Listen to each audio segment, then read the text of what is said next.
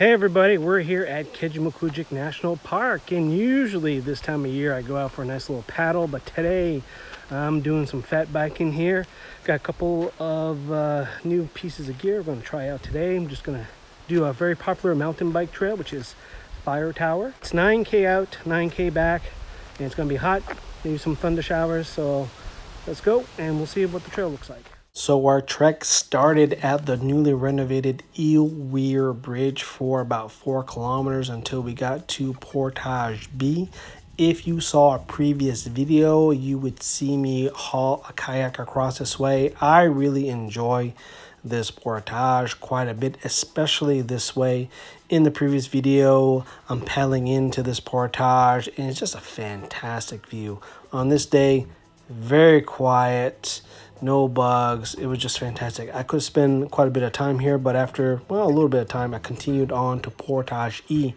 And I wanted to bike down this way for about 1 kilometer, but there were people at the campsite below, so I didn't want to disturb. So I wanted to rejig my InReach Explorer Plus with my OpenStreetMaps.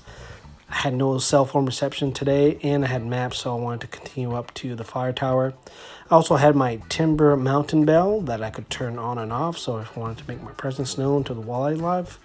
And I also had my blackburn bedroll dry bag. Inside this bag I had one of those folding camping chairs, a jetboil, and a pair of frog dogs. Also had my DJI Osmo Mobile 2, which I didn't quite use on this trip.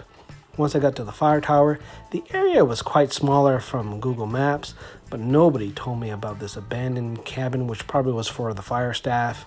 So I'm thinking I'm just gonna take a little peek, probably locked in. Oh wait, it's not locked at all. Looking for the graffiti? Let's open up the door. Maybe I'll find a dead body. Would not be the first time.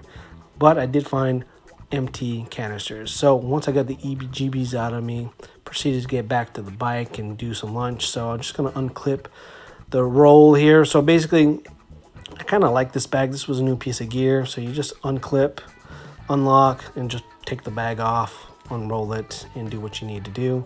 Here I just had a little hydrated meal here, which I just boiled up here in the jetboil. Once I was done, proceeded back down the trail, and this was pretty much the best looking part of the trail.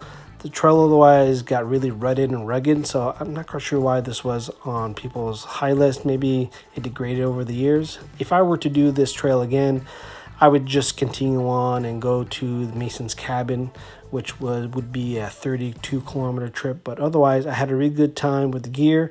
Let me know in the comments what you think, and we'll talk to you guys next time.